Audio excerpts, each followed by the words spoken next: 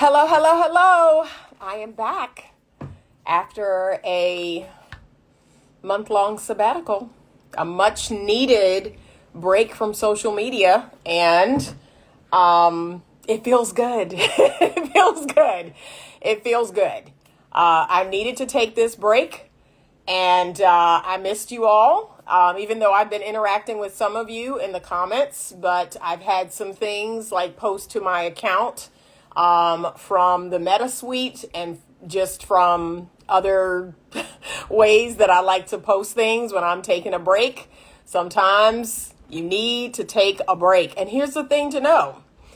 So even though I'm back, I will not be back in the same way that I was before. And I am revamping my website, revamping my platform. And so I'm going to make some announcements in the coming weeks. I'm actually working on my newsletter. My newsletter should be out in the next couple of days for Better Love Movement. And I'm just going to revamp some things. It is time for a facelift. It's time for some changes. So I missed everyone. I hope you miss me. But tonight, we are actually going to have a special guest on the platform. We are going to talk about attachment style. I have been literally swimming around in all things attachment style for the last, 4, 5, 6 months. For about 6 months now, I have had more clients than ever come into my practice to work on attachment style. So OMG, like this is something I have been talking about a lot, researching a lot. And I've talked a little bit about it here on my platform, but we are going to have someone whose entire platform is dedicated to attachment style. All right. So Jason is going to join us. I am going to bring him in and we're going to talk about all things attachment style and the importance of knowing what your attachment style is. If you're interested in someone, I think it's important to know what their attachment style is. Okay, so I'm going to bring him in. All right. Okay, wait a minute. Hopefully he can join. Hold on one second. All right, there we go. How are you? I'm good, Anita. How are you? Awesome. Okay, I'm gonna adjust my camera a little because my phone was giving trouble. Okay. Oh, okay, there we go. There we go. Jason, please introduce yourself to everyone on my platform and Yeah, introduce them to your platform. for sure. My name is Jason Smith. I'm a high performance coach is the title that I'm going by right Yes. now, but I was a police officer for 8 years, and prior to that, I was a chef for 15 years. Oh, So wow. I've worn a lot of different hats over the span of my life, and to include being a non-traditional student, which I think was one of my favorite titles that I was given, because being in your 30s and going back and getting your bachelor's degree and then getting your master's degree directly after that, people at school, they look at you like, why are you here? You're Right. so old. What are you doing? And for me, it was, I had to catch up to my peers. And Yep. so I spent my 30s catching up to my peers and trying to make things happen for myself. And unfortunately, I got injured on the job and decided to make a pivot. And so Oh, that pivot was into the online space, creating content. And the reason for that was I was crime scene for a while. And okay. I had the opportunity to see a lot of different things happen on the job, from a relationship standpoint with being in people's homes day in and day out, dealing with some of the most intense arguments, fights, disagreements, whatever you want to call it. We get called there. We show up. Hey, how you doing? What's going on? Explain to me what's happening. You got about 5 minutes to figure it out, and a handful, just a few hours of training to really dive into these relationships and figure out what's happening. And so over, an 8-year period, you start to discover a lot of things are very similar. You're having similar experiences with the same types of people, and usually there's alcohol involved or some sort of Yep. substance, and there's all these other things that are happening right in front of you all the time. And if you piece this together, now you can begin to approach it just a little bit differently. You can walk into these homes and say, okay, I get it. You're someone who's a little bit more anxious, so I'm going to talk to you a little bit differently. We're going to have a different conversation. I'm going to separate you from everything else that's going on right now. and we're going to breathe a little bit. We're going to settle things down. We're going to try and reach that parasympathetic state as I'm sitting there talking with you, right? And these are the things that go missing in training, and the things that just we don't discuss it enough, is how to talk to people, how to communicate, how to understand body language and what they're actually going through in the moment. Because you're there, you've only known this person for 5 minutes, but there's, 20, 30, 40 years of stuff that built up to this one particular moment. Right. And so, but we don't know that. And so you dive into books like, I've got them all over the place, but we dive into books like Attached, right? I've got right behind me, Anxiously Attached by Jessica Baum. And I just picked up the Shadow Work Journal that everybody's talking about on TikTok right now. Super popular. And I can see why, primarily because of the simplicity of it all. The way this journal is laid out, it's like anybody can pick it up, anybody can read it. You're going to understand it. You're going to be able to navigate it. I'm not affiliated with it, by the way. I just thought it was really cool. So yeah, and then like I said, having been crime scene, seeing many people leave the planet prematurely, and then having to work through that on my own. Right? Because you end up with a Rolodex of things in your head, and you don't know what to do with it. You don't know how to navigate it. You read all the letters that get left behind, and those letters fit on Post-it notes. And I think that's probably the most heartbreaking. I mean, yes, the whole thing is heartbreaking, but then you get that note and it fits on a Post-it note, and it's like, I'm going to make that a movement, right? I'm moving in that direction. I was speaking with Dr. Mary Catherine McDonald, author of Unbroken, and she's like, that your life doesn't fit on a Post-it note, or your life isn't a Post-it note. I got to come up with the phrasing, but that's it, right?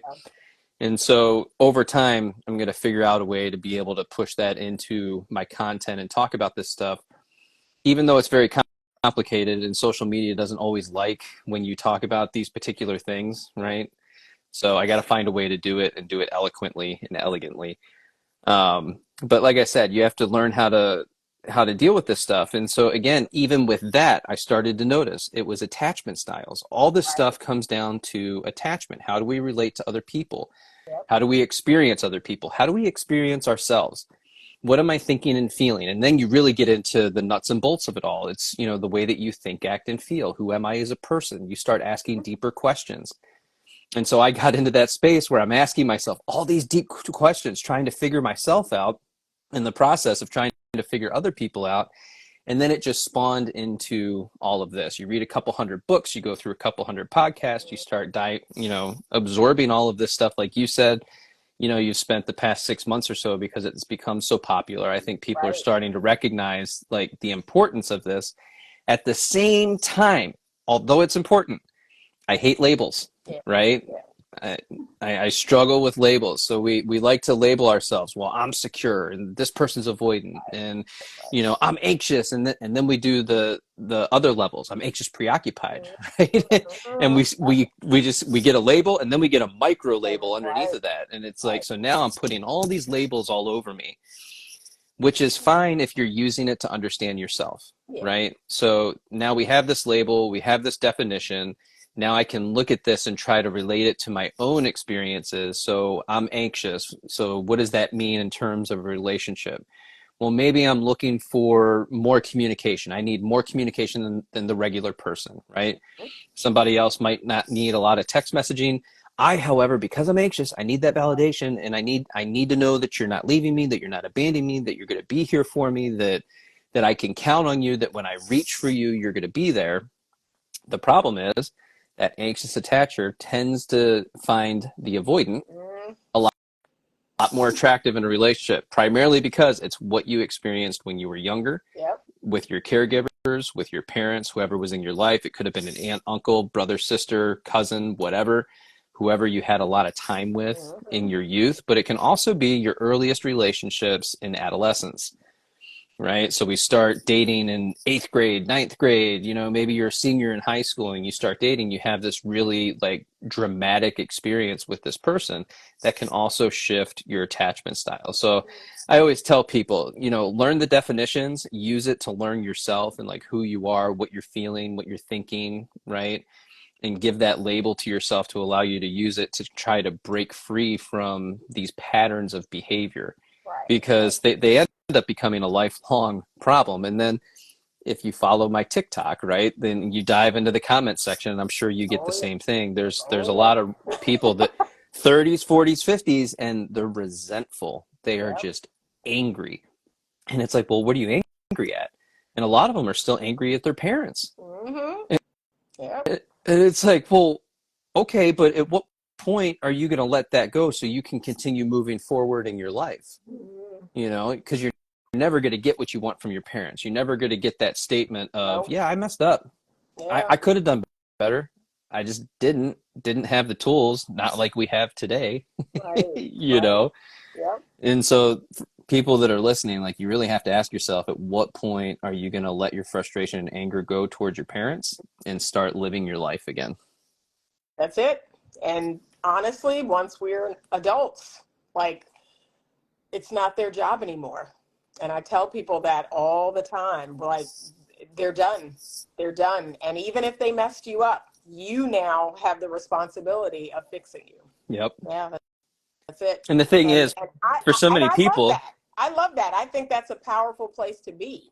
Yeah. absolutely. Absolutely. Because you are taking your power back in that moment. The problem we Yep. run into is, well, now you have kids, right? And the grandparents want to be around. And Right. now they're telling you how to raise your Mm-hmm. kids. And it's like, well, you didn't necessarily do a great job with me, Right. and now you're giving me advice on how to raise my kids. I'm trying to do the opposite of what you did Right. Right.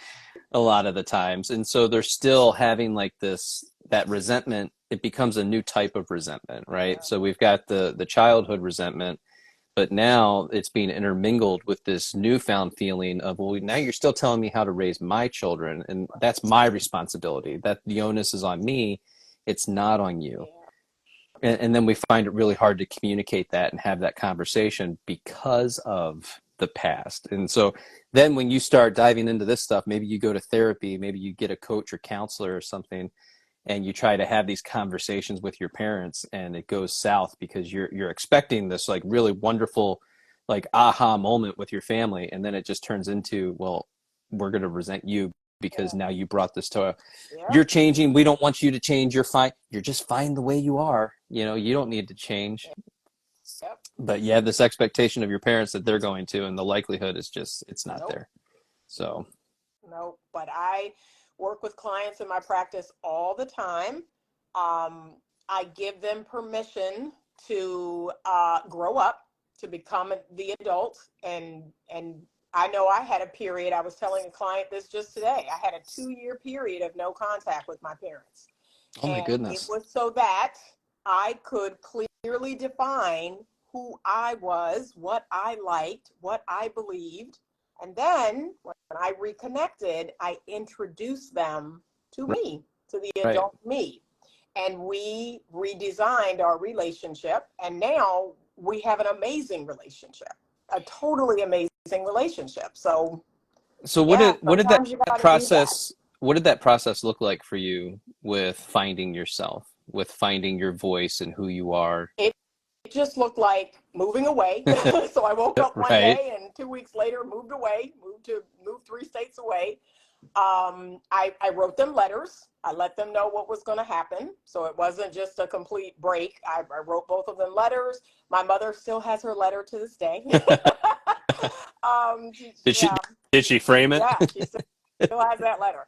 And, explained to them what was going to happen. And I went off to school. And for 2 years, I just explored different religions. I explored all kinds of different beliefs and, just all kinds of different things.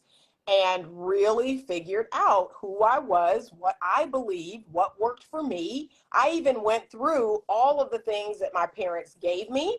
There were plenty of things that I threw out, I didn't want to repeat or bring forward. And there were good things that I kept. And then that's how I became me. So there were a lot of things that they gave me that were good, Right. but there were a lot of things that I was like, nope, I don't want to bring that forward. So I No, don't for want to sure. do that with my kids. But yeah, reconnected. Our relationship's been great ever since. Set healthy boundaries, and we've been great ever since. That was what, almost 40 years ago. 30. That was about 33 years ago. About 33 years ago. But our relationship's been great ever since. I love that. Ever since. So sometimes you have to do that. I give people permission to do that. And I didn't even have what I consider to be like bad parents. They weren't bad parents. They were very authoritarian, it's our way or the highway type of Right. people. Um, However, I've seen some like narcissistic mothers and I've seen some horrible fathers. I've seen some really horrible situations. Right. And I tell people, take that space, take that time, let them know that's what you're doing, and really, take a step back and figure yourself out and get strong, because when you come back, you're going to need to say, hey, this is who I am, and I'm an adult. These are the choices I'm making, whether you like it or not. These are the boundaries I have. This is how you're going to maintain your relationship with me, is with these boundaries. And either they can deal with it or they can't. That's it. And so how has that gone for you? It's been great for me. Like I said, my parents, my mom's my best friend. My dad, I mean, he's living in the Philippines now, but we talk once a week. It's great. Like I said, our relationship is great. And here's what's interesting. My siblings did not go through that process. And they still are very, like you said, very resentful. They want an apology. I'm like, it's never going to Right. happen. Like, get over it. Like, get over it. It's not going to happen. And yet they're like, well, why is your relationship so good? I said, because I did the work. I Yeah, took the space and I did the work. you chose to love them anyway. That's it. That's it. And it takes so much grace to be able to do that, to Yep. recognize that, and so much internal strength and resilience, right? That's the work. That's what you Yeah. did for yourself. That's what you That's it. created. You built that up. You built up that internal resilience to recognize, well, this is who I am.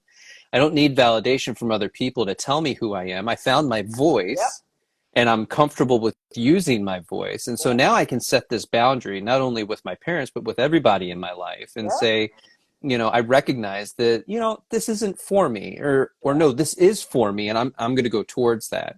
Yep. Right. And a lot of times where we struggle in our relationships, and I get this a lot with people that identify with anxious, Mm-hmm. always talking about the avoidant, and they want the avoidant to do the work Yep. first.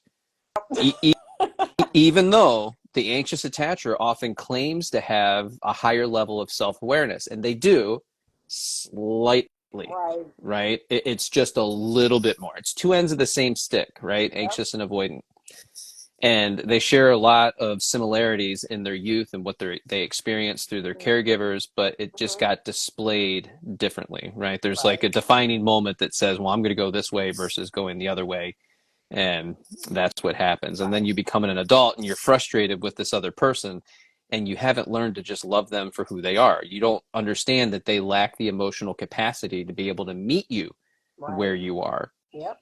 And it's because you have that little bit more of self-awareness than they do, you assume that they're operating at the same level as you developmentally, right, with that same emotional capacity. And that's just not always true. And that's where they get frustrated, and that's where the disconnect happens, and that's where the resentment really grows, because you're expecting them to show up as this Mm-hmm. particular person that you believe them to be, not Right. seeing them for the whole person that they currently are. And so we see them as defective. We see them as, the avoidance defective. They're unable to show up in the relationship. They're broken. They're inherently broken somehow, more so than I am, the anxious attacher, Yep. because I take the moral high road on all of this. Right. So it's got to be the avoidant that has to show up differently. They have to do the work. They have to do it first. They have to go to therapy. Right. And Right. I find it so interesting when I'm talking to people, because it's like, okay, well, wait a minute. What if you just step back for a second and you didn't push for certain things? You didn't push for clarity. You didn't push for that 24/7 text messaging. You didn't Right. push for that constant validation. What would happen if you just pulled back a little bit, Right. right? Would that give them the emotional freedom to then try to meet you where you are. Because I think it's a natural byproduct. If you step back away from the avoidant, we've all seen it, they go Yeah. right back to you really quick because they're afraid of abandonment. They don't want to be rejected. They don't want to be left, Yep. right? They've spent a lifetime of being left. And so they don't want that to happen. And that's why they get so angry and they have this disconnect, because the anxious attacher is always like, why does the avoidant just not seem to care about the relationship? Well, Mhm. they do, but you're triggering them and you're pushing them away, not realizing that's the self-fulfilling prophecy in the Right. relationship Yep. that you're totally fulfilling by living up to. I need clarity. I need this now. We got to give resolution to this right away. And it's like, well, if you're in an argument, just breathe, Yeah. right? Breathe in Yep. through the nose, long exhale out, say time out. Mhm. We're both a little activated right now. We're Yep. going to separate for a little bit. We'll come back to this in an hour. And if the avoidant would just recognize that when you're in that place, just tell the anxious attacher that you'll be back, Right. and And you'll yep. save yourself from a lot of arguments if you just say that. That's it. I'll be That. back. That's it. That's it. And so there are three insecure attachment styles. Yes. Okay. And then the gold standard is secure. I've actually done a lot of work with Adam Lane Smith. I don't know if you're familiar with Mm-hmm. him and his work. Love him. He's a good Uh, guy. yep. I have been the classic fearful avoidant for many years, and then did a whole lot of work and am now more securely attached. More so that I can identify people's insecure attachment styles. So when I'm out here navigating dating and relationships, there's just certain things that I look for. Like even on that first date, I've been talking to people about this. So now, being more securely attached, I don't need to be entertained. I don't need a lot of excitement. I don't need a whole lot of like what I call that circus mentality of I'm Right. going to sell myself to you, or I'm exciting, or I'm going to do all these exciting things, and we're going to go here, and I'm like, okay, let's just connect. Like, Right. let's just talk to each other. You're Like, already talking. It's first date. You're talking 10 months down the road of all the concerts you're going to go to. And like, yes. So I look out for that can't wait to because go pumpkin patching. It's going to be amazing. and the matching pajamas at Christmas, like I'm like, Right. no, let's just connect. Like Yeah. let's Slow your just roll. Take a breath. talk to each other. Yeah. So I'm able to see that a lot more because the avoidant was my person, and that I attributed directly to my dad. That abandonment wound from dad. I said, "Yep, I'm gonna make you love me. I'm gonna make you love me." And it was that dad wound that I had. So Yeah. yes, the avoidant person was, boy, how many avoidants have I dated throughout my life? And so once I became more secure, I was able to kind of see it more clearly that I am continuing to replay this same dynamic over and over and over. And yeah, I got to stop that. I got to, as soon as I see that, I have to say, well, are you able to kind of meet me in the middle? Are you able to do that? And if they couldn't, I would just say, well, okay, because I'm really looking for someone to kind of meet me where I'm at. And if you're not able to show up, I can choose something else. And I tell a lot of anxious attachers that instead of trying to give a person more of what it seems like they don't want, you can choose something else. You can just, okay, well, this might not be a good fit, and try to choose something else. But the first thing I tell anxious attachers is, okay, what can you give to yourself? Like instead of wanting it from outside of you, what can you do to go in and give it to yourself? And that's hard for them, Right. but like let's focus on us, focus on ourselves. What can we give to ourselves in this moment instead of reaching outside of us? But And yes, I really love what you said. And I feel like this needs to be a mantra for the anxious attacher, which is, can you meet me where I am? right. Yep. And so if you've developed a certain level of self-awareness, maybe you've gone to some therapy, you've read a couple books, and you're at least aware of attachment styles, and you're out in the Mhm. dating world and you're having these experiences, can you sit back on that first date and just ask yourself, is this person, do they have the emotional capacity in this moment to meet me where Right. I am? Right. What type of dialogue are we having? What type of words do they use to describe themselves? Mm. Because that's always a Yep. good one on a first date Yep. is, you'll have the person that they're nervous, and so they'll use some self-deprecating humor, not really thinking twice about it, but that's a keen insight into their personality and how they actually feel about themselves when they're nervous, when they're Mm. emotionally activated, right? When they're in that heightened state of arousal, they feel insecure. Right. And so they go directly into that self-deprecation. And so if you pay attention to that, it's not a red flag by any means, but it's a yellow flag to Right. recognize, like, Yep. okay, cool. So there's a little insecurity here, and Mm-hmm. now pay attention to substance use, alcohol use, stuff Yep. like that. Because when we add that layer into that, you're socially aroused in that Yep. moment. You're a little insecure. You start down and back a couple more drinks for that social lubrication, and then their personality shifts. And it's like, okay, is that the type of relationship that you want to be in with somebody? Yep. And for me, that's not for me, Yeah. right? That's Like it. I'm very big on alcohol usage, substance use, stuff like that. Um, this wasn't something that I planned, but I'm almost a year sober. And it was just one of those things. I'm like, I'm not into it. I don't need it. I was drinking for the wrong reasons to begin with Right. anyway. And over the past 8 years, because of the job, I eliminated it except for, on the Right. weekends or every other weekend or something like that. But it was still being used to kind of as like an escape, as Yeah. Yeah. an escape, right, from the circumstances that I was experiencing, the Rolodex in my head, the things that would pop up, and it's like, this is a good weekend to have a couple Yeah. beers, Yep. right? And so now here I am unintentionally a year later, and it's just like, I, I don't think I'll go back. Yeah. Maybe on a vacation with a foo-foo drink and, Yep. and some beaches, and Mm-hmm. some water. But aside from that, like you feel amazing, you feel great, you show up differently in the world, you have different conversations with people. I've built a business over the past year Mm-hmm. that's become sustainable for me, right? And it's growing leaps and bounds week by Yeah. week. And that's because I shifted my focus onto different Yeah. things. And it's like, well, how cool is that? So you develop this more secure attachment, but what it really ends up being at the end of the day is it's self-discovery. You figure out who you are, where Right. you're going, what you're doing, why you're doing it. And you just ask yourself these deeper questions. And it's so funny. I'm glad we actually went in this Mm-hmm. direction because I'm making Okay. the avoidant Ah. handbook. Yes. And yeah, that's gonna be a number one And bestseller. so what this ends up being is right now it's about 44 pages. It's probably going to be somewhere around 60 when I'm done, Okay. Good. right? Good. But we go into this and it's, personal growth, self-discovery, commitment statement, right? You're Right. committed to doing the project. You're going to run through this. That's under construction.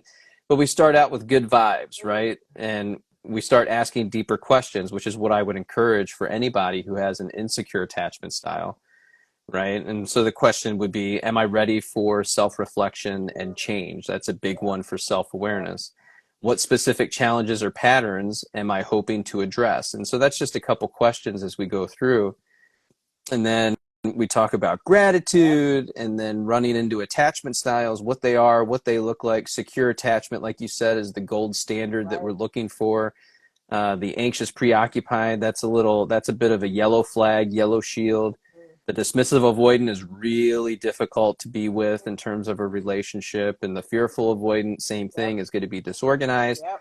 But they're going to love you and then they're going to hate you, and it's going to Yep. happen all within an hour. Yep. That was me. That was me.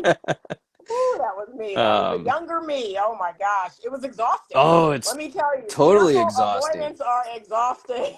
It's exhausting. I was like, I can't keep this up. Yeah. Well, just having an insecure attachment style to begin with is exhausting. Yeah. Everybody's exhausted. Everybody's tired. And, I feel like, again, the overarching theme, and people like to argue the finer points of this stuff, but the overarching theme for everybody is I'm not enough. Yeah. And, Yeah. and we can call it what it is. I had somebody correct me online and say, well, that's because they feel defective and da da da da. I'm like, I hear you, but that defectiveness is just one shift away to I'm not enough, Right. right? So Yeah. So we can say it's defectiveness, and that's great, that's fine. But at the end of the day, it's just I'm not enough. And so, like Jessica Baum says, author of Anxiously Attached, her little tagline is "Be self-full," Mm, right? And yep. so we want to build ourselves up, and that's just the overarching theme for insecure attachment styles across the board. Yeah. And like I said, everybody with their PhDs and their doctorates, I get it. I'm a random dude on the internet. I hear you, but Right. you haven't seen what I've seen on the Right. street. I've lived it. I've seen it. I've read the letters, and the majority of you haven't. And so I know what this looks like, Yeah. and it's very much I'm not enough. Yeah. Mm. People are so traumatized today. Like Yeah, it is. Oh gosh. So Adam Lane Smith believes that, there was a time where 50% of people were securely attached and 50% of people were insecurely attached. So now he's saying we're seeing those numbers shift. And I agree with him. yeah, I think we're at like a 30-70, where I'm seeing far more insecurely attached people, far more traumatized people, wounded people. I've never come across so many just wounded people. right, And the good news is, so this is what I often tell people as a therapist. So the good news is, I mean, never has there been a time in history where we have access to so many wonderful things. And so right. I just keep telling people, like, come on, like, it's there. It's there. I mean, you have YouTube University. You can Yes, literally watch hundreds of videos on healing your attachment style. And so you've got therapy, you've got coaches. I mean, you got so much stuff. So I just want to see people. It's like a weird time because people are more traumatized than ever, but yet we have all this information. So I'm like, okay, we got to marry those things together so we can heal ourselves. you know, it's so interesting when people say that in terms of trauma. Have you watched Outlander at all? Did I you have ever get not. it? I have not. I've heard of it, but I have not watched it. So I randomly got into it recently. I binge Mm-hmm. watched it. I don't typically watch TV, but I found this one to be interesting, and it's a little bit sci-fi Yeah, with the yeah, time travel stuff in yep. it. But primarily, 1744 is the era that they're in Scotland, right? Mm-hmm. And there's so many things that are going on, and it's just brutal. Mm, It's brutal across the board. And so when we talk about trauma and you think about what they must have experienced back then and just the overall lack of knowledge to yeah, be able to even heal basic wounds, right? And I find myself watching this, thinking about this, and it's like, it's amazing that we as a species have made it as far as we have yeah, with the amount of trauma that has just happened from generation to generation to generation, the epigenetics of our family line yep, being passed down, on as we go. And I think what's so amazing about right now is the level of technology that we have, that it's both a blessing and a curse, it is. because it allows us that self-discovery. At the same time, it's what's causing a lot of the pain and strife, Right. physically, mentally, and emotionally, right? We're so addicted to just swiping on, literally everything, even dates, right? We got to swipe Yes. right to get a The date. We got dates, to, it's crazy. yeah. And so we're just inundated with all this stuff all the time. And, well, now we've got ADHD, and we've got, just all of these other things that are to, coming to light, and we find ourselves identifying with all of this. And there's a part of me that's like, well, just because you saw it on Yeah, TikTok doesn't mean you got to yeah, identify with it. yeah, So for I sure. always tell people, please use your discernment when For you're sure. popping on technology. At the same time, yes, there are a lot of amazing people that are creating great content like Right. yourself, and sharing their wisdom and their knowledge and their experience, and helping people actually navigate that insecure attachment style. So I'm definitely thankful for you and your Yeah. content. You're welcome. I am. So it's not just about that. That's something that's new that's come across. I also create a lot of content. So I'm very anti dating app. Everyone knows this. They know I'm I with am you. anti dating app, I'm that people with are you. not products. Well, We are not products to be consumed. And our brains, the evolutionary psychology of it all, like that's what to me is destroying us, is we can't keep up. We can't keep up with the fact that, 30 years ago, I knew the people in my college or high school. Now I supposedly have access to everyone in the world. Everyone Right. in the world could be my mate. Like, what? Huh? How is that even a thing? But we can't keep up. And so there is well, okay, this person in front of me seems great. However, there's all these people online that, I have access to. And I got 10 people in my DMs. No, that's not how that works. Like, no, the person that's with you, Yeah. okay, that's good. That's not how that works.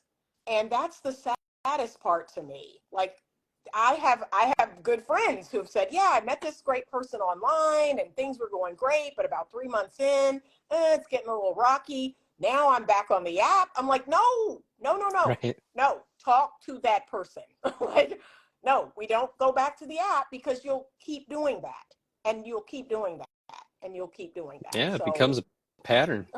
But it's talk to the so person. but it's so easy. Right? You get bored with one person, Yes. and this is what I love about John Kim's work. He's the angry therapist. Yes, But I love him. Yep, yes, yep. single on purpose. The Yes, the one is the one right in front of that's you, it. right? You That's you it. make a decision. Can you meet each other, That's right? it. Where you are right now. That's And if it. you have that, you can keep moving it forward. You can create that momentum together to be able to build on top of that relationship. But we get in this place where it's like, yeah, but somebody else is going to be funnier and somebody's going to be maybe a little bit kinder, but then you find yourself 30, 40, 50 years old and you're still single and you're wondering, well, what happened? Yeah, yeah. That there is such a thing as Mr. Good Enough. And I introduce women to him all the time. He is Mr. Good Enough. Yeah, Okay, marry him. That's it. Because, like you said, you'll be on this perpetual, just round and around and around. And I just don't get it. I tell people, find a person, connect with that person, connect with them. If there's a measure of compatibility, if there's a measure of shared values, if, I made a list. I was reading to a client of mine, a list of, and I put it somewhere. And it's the list was 10 underrated qualities that we're looking for in a mate. Things like pleasing personality, things like kindness, things like, are they a friend?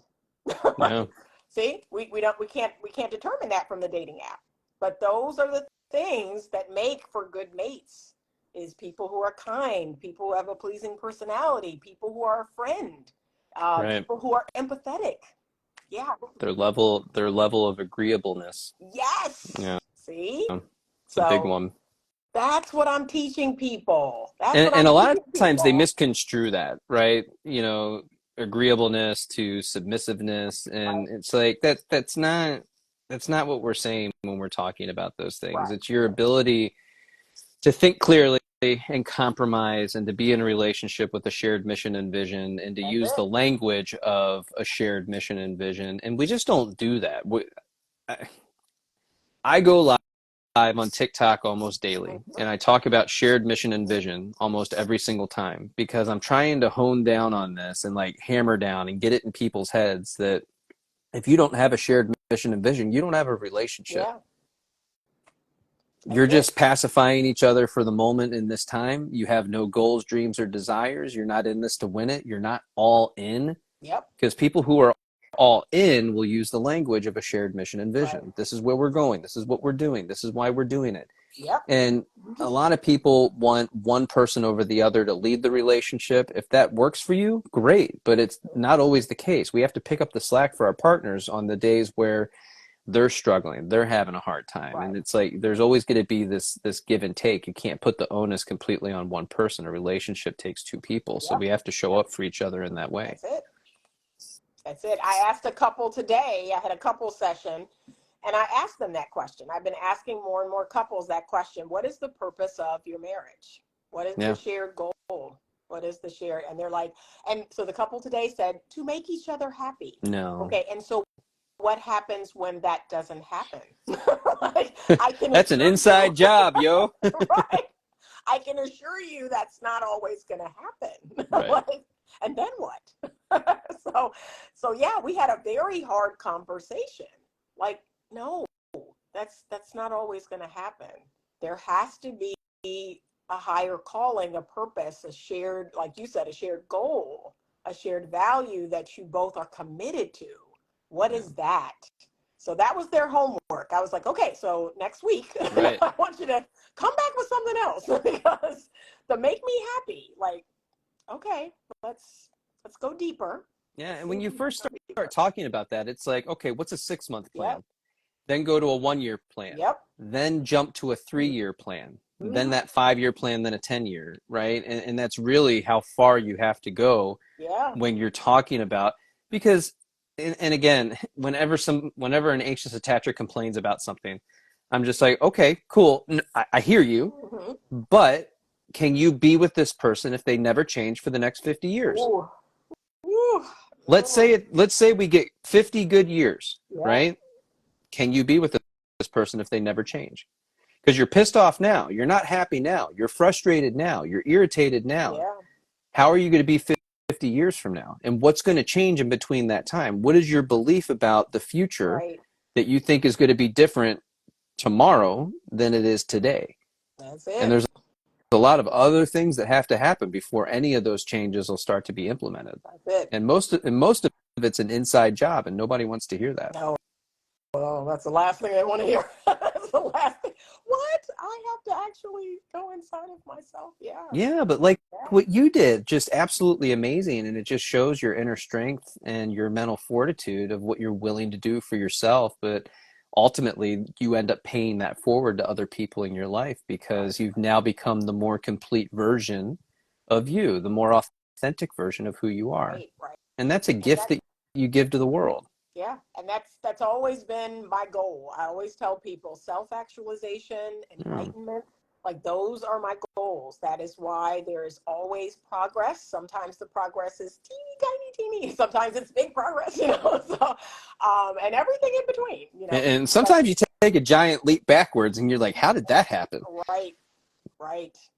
So yeah, but that's what I'm obsessed with, and so it's the reason why. So like you, uh, being a therapist is actually my second career. I was in college at 40. I People were love it. like, "What?" Like, huh? And then this was really funny. So I was in college at 40 to become a therapist, and I was commissioned to tutor my college's basketball team.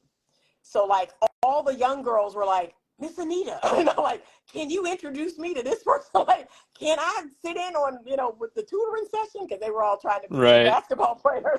That's And funny. can you get me tickets to the game? I was like, okay. So, but that's what I did. I tutored the basketball team. I went to college at 40, had 3 kids. I love it. And this is my second career. I was a school teacher for 12 years, when I was young. So, but yeah, and I'm passionate about letting people know it is never too late.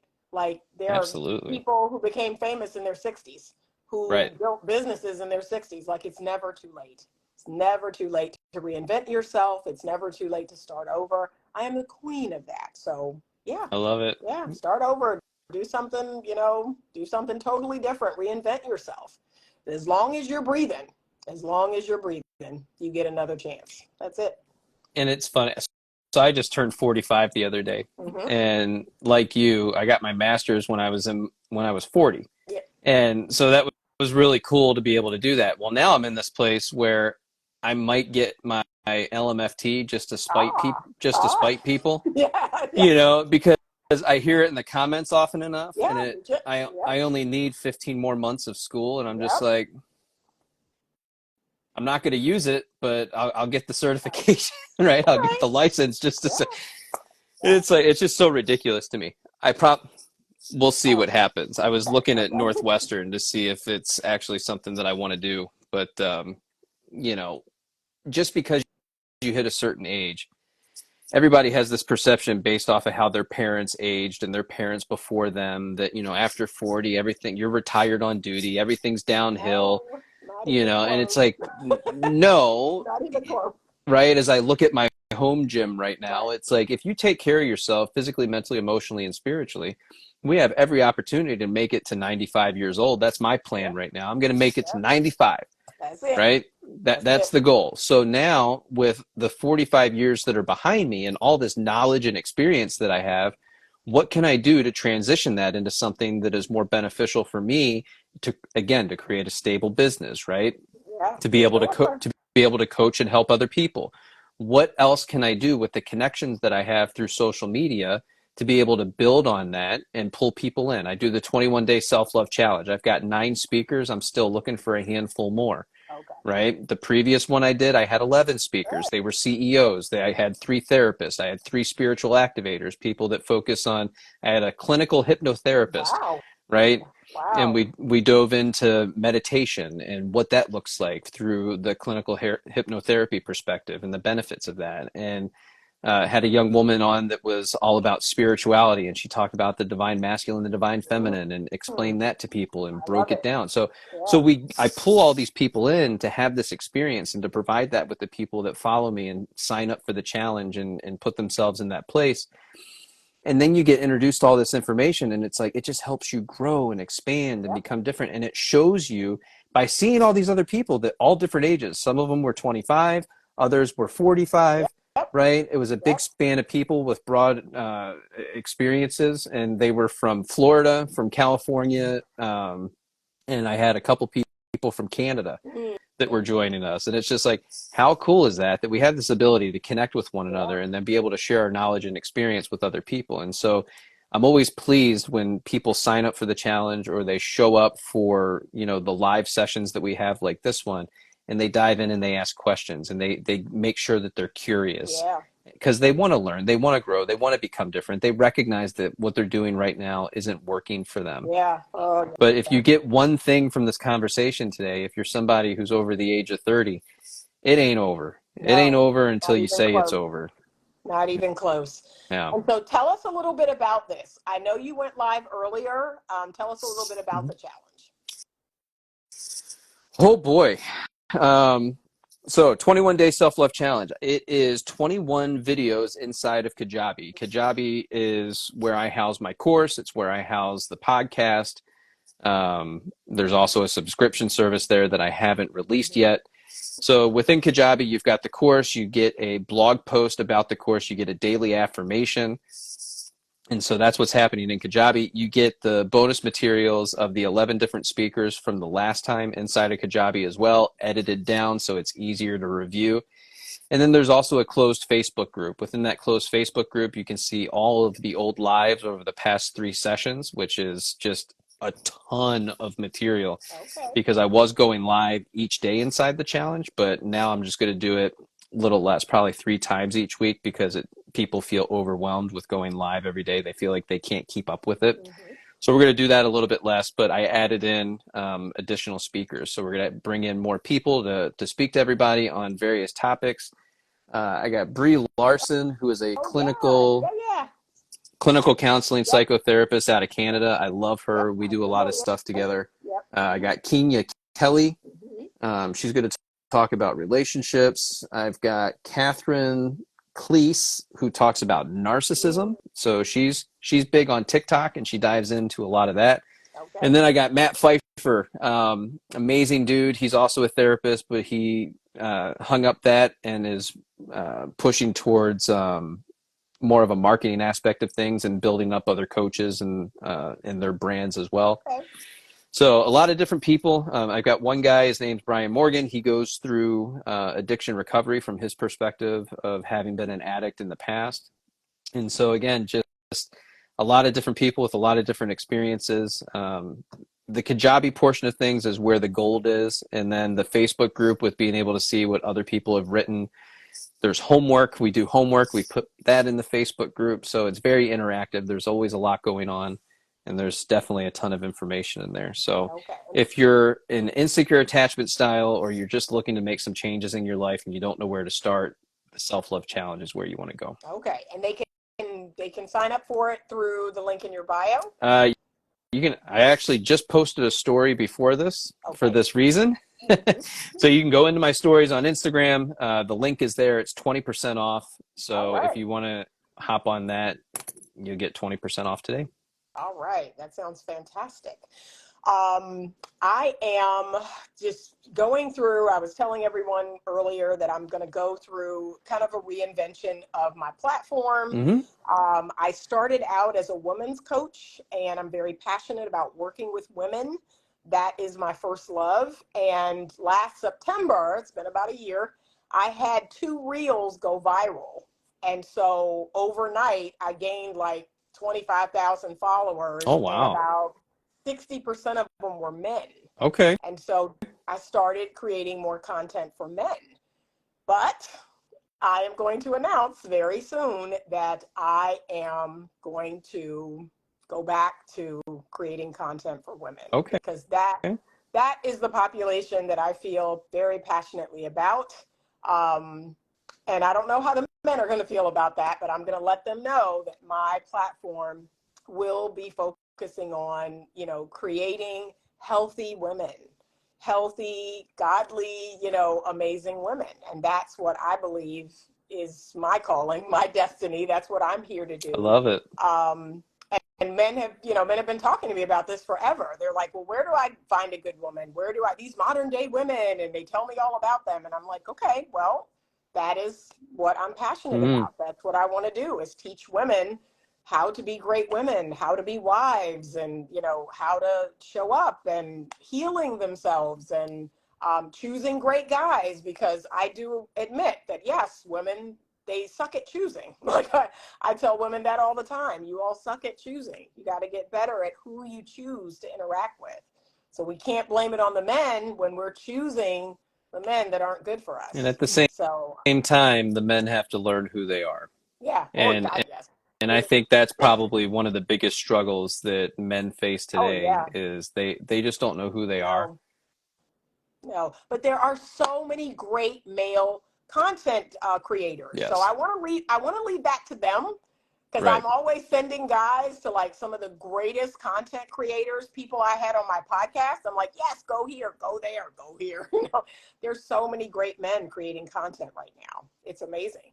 But I have a heart for women. So we'll see what the guys think. I'm going to announce that later in the month, that my platform will be returning to focusing primarily on making content for women and helping women to show up and be their best and heal their heart, and just get back out there and have standards and have healthy boundaries and choose well. Choose well. That's the name of my book, Choose I Well. love it.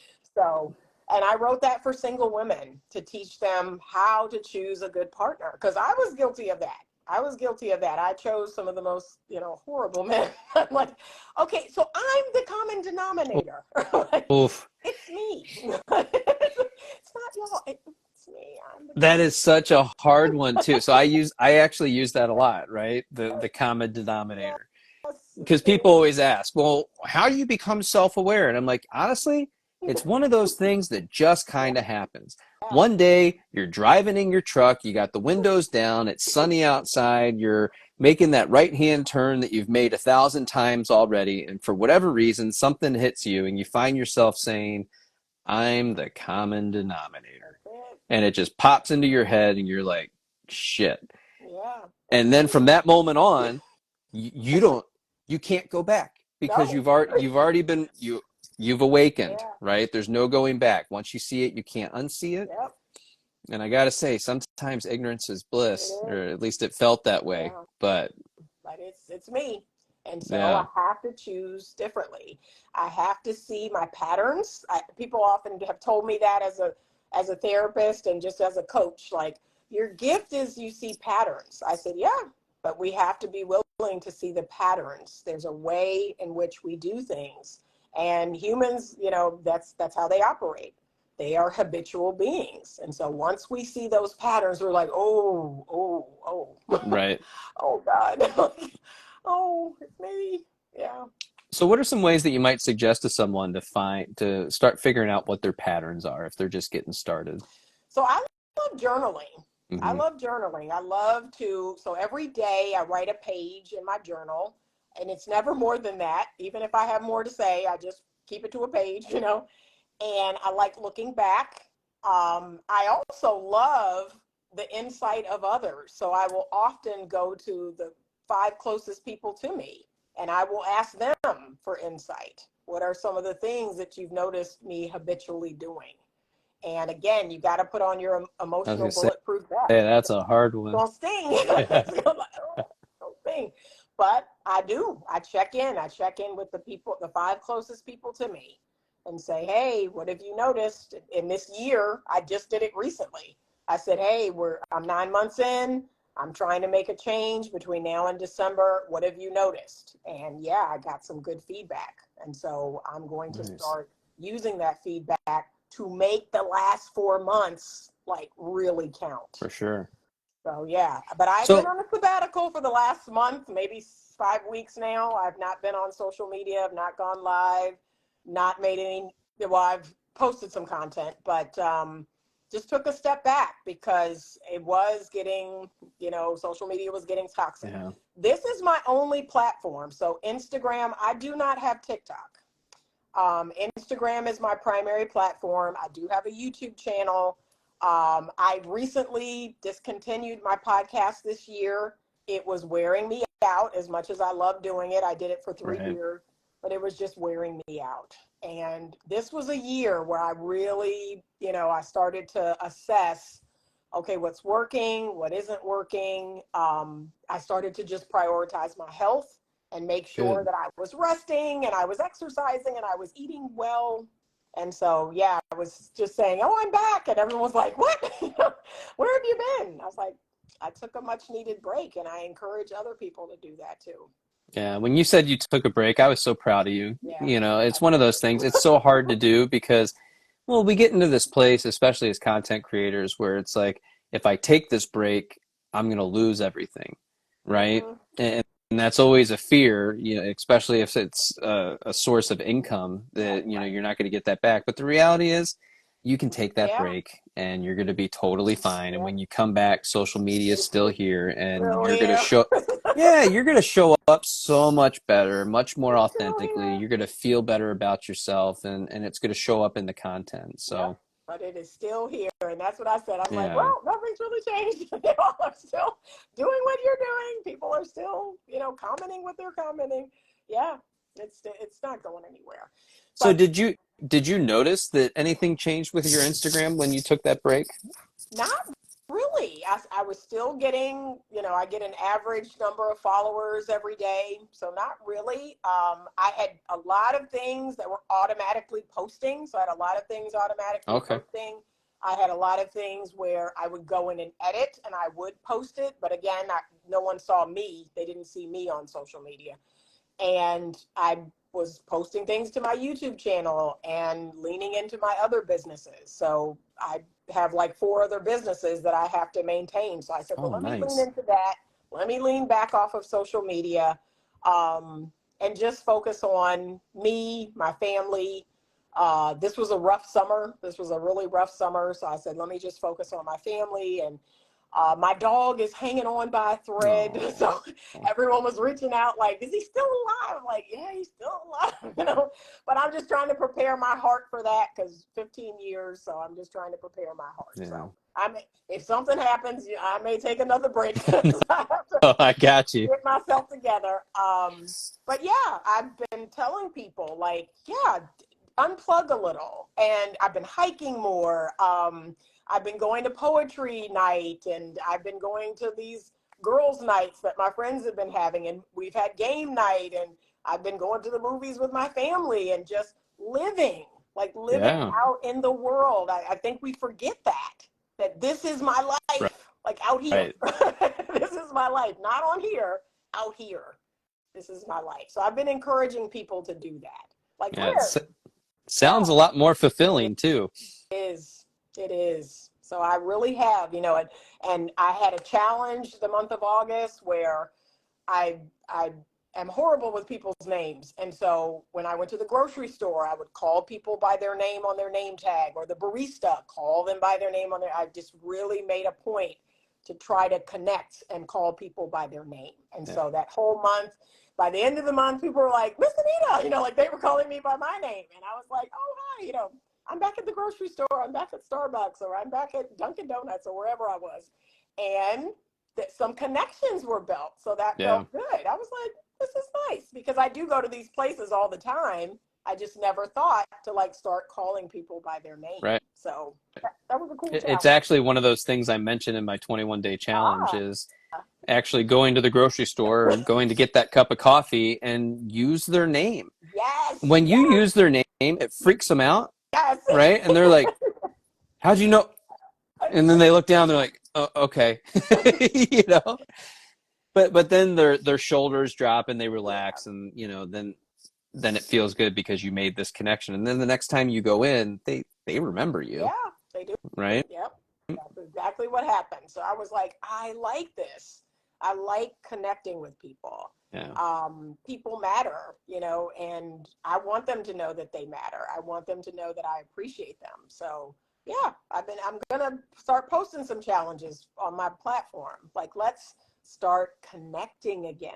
Let's start connecting again. That can be very scary, because I know when I was very deep in my fearful avoidance, I was very emotionally unavailable. Yeah. And so that was very scary, the thought of letting people see me and me seeing other people.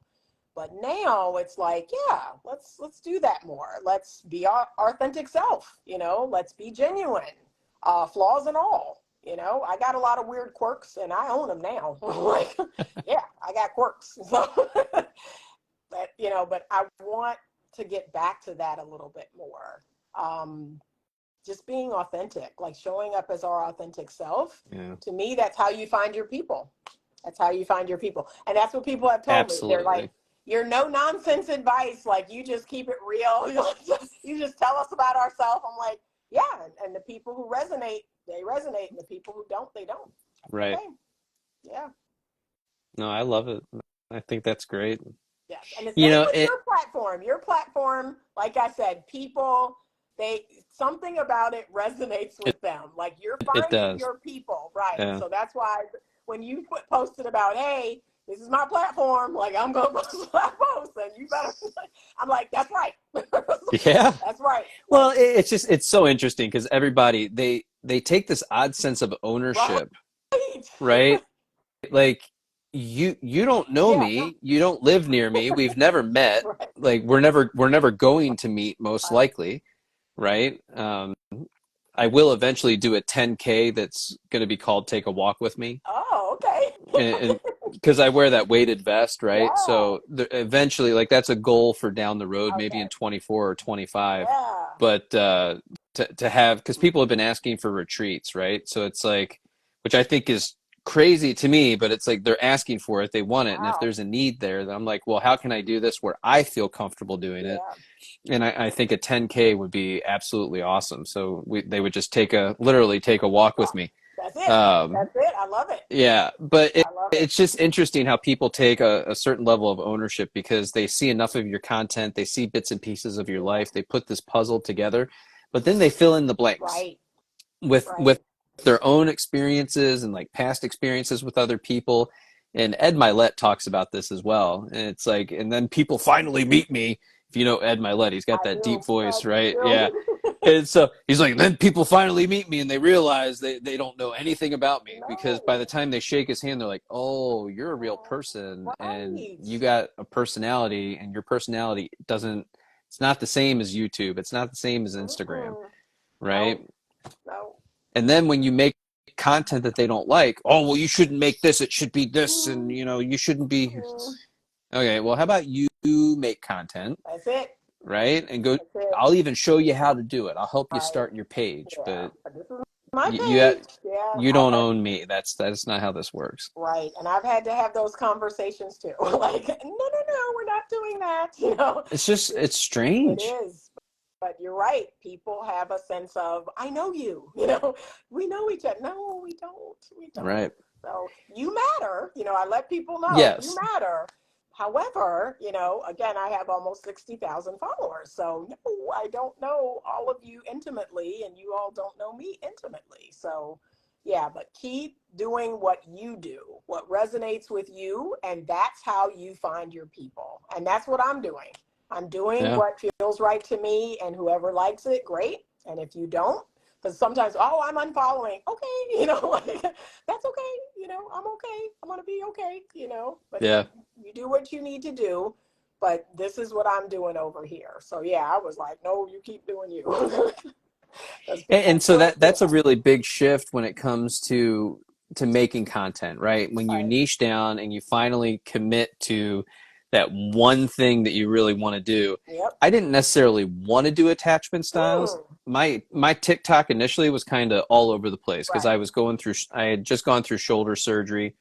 This was like a year and a half ago, and so a lot of my content was revolved around that, right? So I have Mm. this big like machine ice pack on my Right. shoulder, and so that was like 3 months of content right there.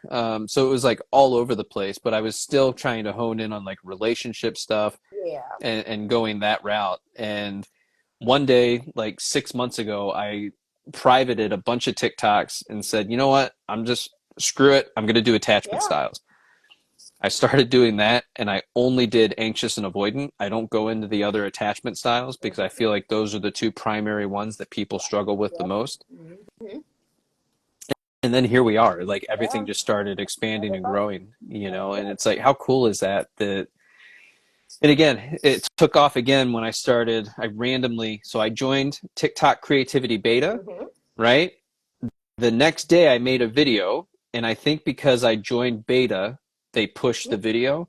Well, Mm. that's up Okay. to like 3 million views, that Wow. one video. But Wow. then after that, and that was my first Take a Walk with Me, Mm-hmm. right? And after that, I'm like, oh, okay, so I got 1 million views on that. I'll just keep doing Take a Walk with Me, That's it. and then it turned into a Yeah. thing, and then it expanded onto Instagram, and now I get messages from people. I really want to take a walk with you. Yeah, And I love a good walk. yeah. I love a good early morning walk. So I get it. I get it. There's something so magical Well, you about want a to walk. regulate yourself, Yep. go for a Go walk. for a walk. I agree. And I was telling my hiking group on Monday, because we went for a 5 mile hike, and I said, trees absorb negative energy. That's Yeah. why you're going to go into the forest or go outside, and you're going to feel so much better when you come back. So there's something about So that. I love that. I also talk about in the challenge, when you're out on a walk, a way to regulate yourself aside from walking, right? And I don't know if there's any science behind it or anything like Mhm. that, but it's just something I started doing. I felt called to do it.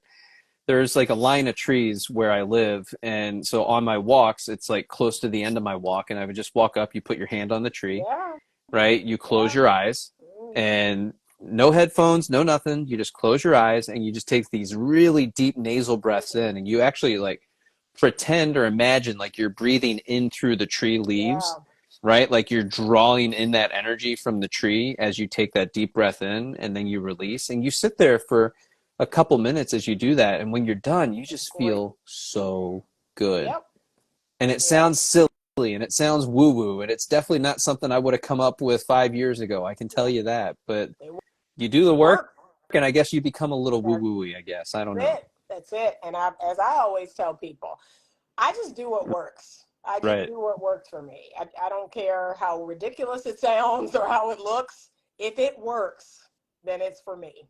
That's it. Absolutely. That's it. Awesome. I would love for everyone who's joining us from my platform, please go and join Jason, and it is J Bird Fit, correct? Yeah. JBIRD There fit. we go. Okay, so please follow. I want you to learn all about attachment style. It is one of the many things that I think is important to not only learning about yourself, but learning about relationships and how you show up in relationships. This is just one thing. I talk about so many different things when we're talking about relationships, but attachment style is one of those things that once you find out what yours is, like I did, fearful avoidant, that push pull, I was like, dang, this is exhausting. I've got to heal this. I've got to figure out how to become more secure. And once I did that, and I still can lean, I can still lean a little fearful avoidant depending on who's triggering me. But for the most part, I am secure. But once I did that, it opened up like a whole new world of friendships and romantic partners. And oh my gosh, it's just been amazing. And Yeah, so it's the gateway to better it relationships. is. And I want everyone to experience that. I really do. Because here's what a lot of you don't realize. Like consciously, like me, you're exhausted, you're frustrated, you're like, why am I doing this thing over and over and over? But subconsciously, your brain is holding on to those old patterns. It's saying, you know what? It hasn't killed us yet, so it's okay. I'm going to keep doing the old thing because it's kind of working for me, but consciously you're like, it isn't working for me. So Right. you got to be willing to take that. It's going to be uncomfortable. Like it was very uncomfortable learning how to be more emotionally available, but I did it because I was like, yeah, it's got to get better. It's got to be better. I'm exhausted. Well, So, it allows you, or has the potential to release you from your mental prison. oh yes. Oh God, yes. Right. And that's how I describe it, right? Because Yeah. we get into those patterns, and those patterns can be screwed up, Yes. right? Yes. Mm, But we stay in them because, well, that's what we've always that's known. it. And it feels, even though it's unsafe a lot of the times, it feels Right. safe, comfortable. We're complacent with it, right? Because Yep. it's Yep. familiar.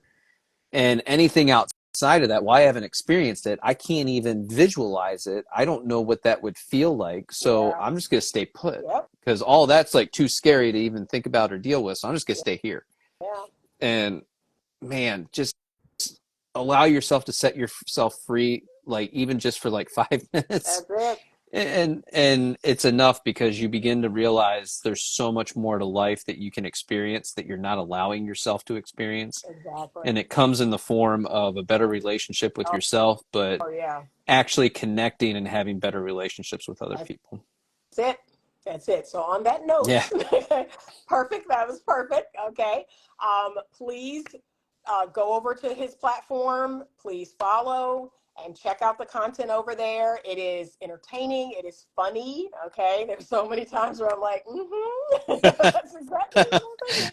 I Yep. get yelled at for that. I'm not Yep. allowed to be funny and talk about serious stuff. So, No, it is entertaining and it's funny. There's a lot of truth to it. But it's also going to give you some nuggets here and there, some good little insights here and there, and it'll get you started on the journey. Because, like you said, there's a absolutely. lot of great books. Yeah, there's a lot of great people out there that are talking about attachment style. But it is worth checking out. So thank you so Anita, much, Jason. thank you so Yes, much. for I joining me appreciate you. tonight. Yes. All right, you all. I will be back this weekend, and like I said, I'm working on that announcement, working on rebranding, working on the new website. Everything is being worked on as we speak, and we will see. We will see if you all want to keep rocking with me because, like I said, I'm gonna make some changes, some really good changes. But we'll see. Hopefully, you hang in there. And thank you so much for joining us tonight. I love you all. Have a wonderful evening and stay open to love. Thank you, And Jason. Anita, as you do this, feel free to reach out to me so that I can help you in any way, shape, or form. Just let For me know how I sure. can help promote your stuff. Yes, for sure. Thank All you. right. All Yep. right. Have a good night. Bye bye.